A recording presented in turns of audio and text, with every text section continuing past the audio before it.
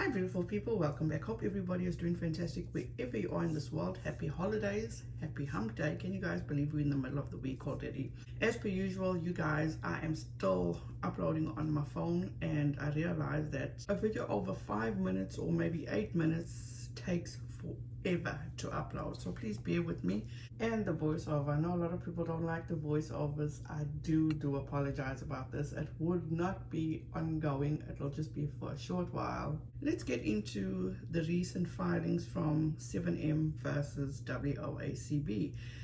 Before that, my usual disclaimer, please do not take what I say as fact. Feel free to do your own research and come to your own conclusion. On December 5th, 7M's side actually filed this letter to the court stating, "Dear the Honorable Michelle A. Davis, I am writing this letter in to request a telephone conference regarding adherence to the scheduling order pending decisions from the court on the motions from November 21st, 2022. I have reached out to the opposing counsel and they have informed me that they are unable to adhere to current dates in the scheduling order. Very truly yours, Dudley and Smith, Amber Stavik, CC, Miss Jennifer Moore." That is very weird to me because, in my opinion, when you are facing or in an active defamation lawsuit, which Katie Joy is in with 7M, aka Robert Shin, why would she be stalling? But she, in my opinion, or her and her team are just trying to drag this on, which I'm going to let you know my thoughts in a little bit.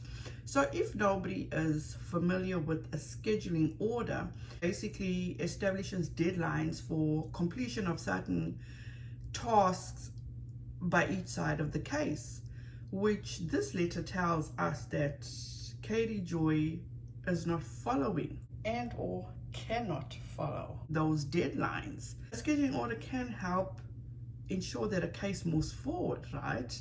With that said, Katie Joy's team responded and says, "Dear Judge Davis, I am writing in response to plaintiff's request for a telephone conference.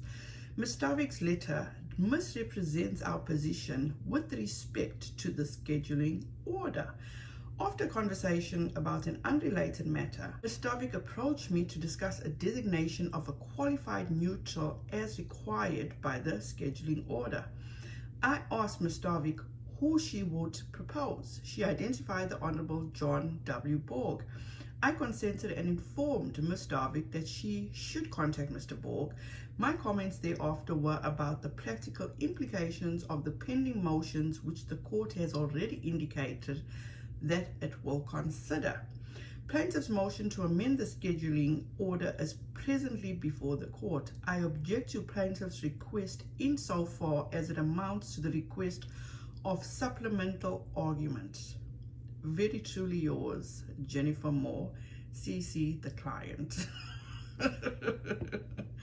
First of all, is Katie Joy's attorney insinuating that 7M lawyer is a liar, she's lying, or she's fabricating a conversation?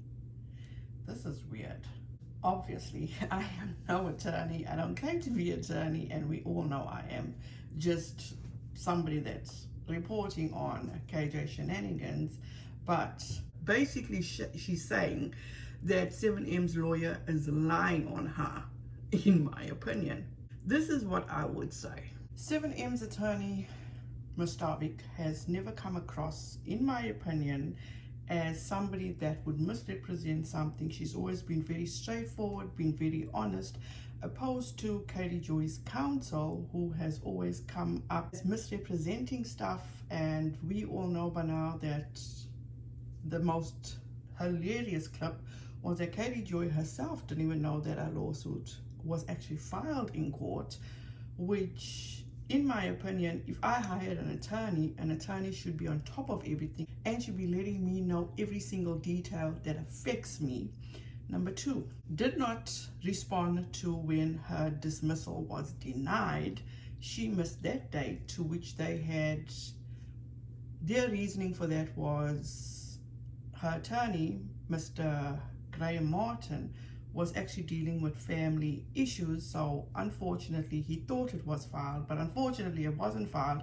So they seem to always have some sort of, and lack of better word, excuse. Then, in my humble opinion, when you are facing, as I said, a lawsuit, wouldn't you do everything in your power to have this thing go away, sort it out? And once again, lack for a better word, which Katie Joy has done in the past 2 lawsuits that she has come up against, Tati Westbrook and Todd Chrisley, she has settled, I emphasize, both those cases. So this to me tells me that, and once again, you guys, totally my opinion. Remember, word on the street was that Katie Joy was working with Netflix and there was a documentary that's coming out and all that BS. So could Katie Joy be actually waiting for maybe somebody at Netflix or somebody else to come out with the smoking gun, or come out with such hard evidence against Robert Shinn that she could possibly use in court that she thinks could vindicate her? Why would anybody not be able to abide by the scheduling order? Or if, as Katie Joy's side is saying, that Mustavik is misrepresenting what they spoke about, who is the credible side? And in my opinion, Mustavik has always been the one with all the credibility. So you guys, that's my 2 cents. Let me know what you guys think about all this. It's always a pleasure reading your comments. Have a fantastic rest of your week. Please be safe out there. Be kind to one another, and don't forget, make good memories. Bye guys.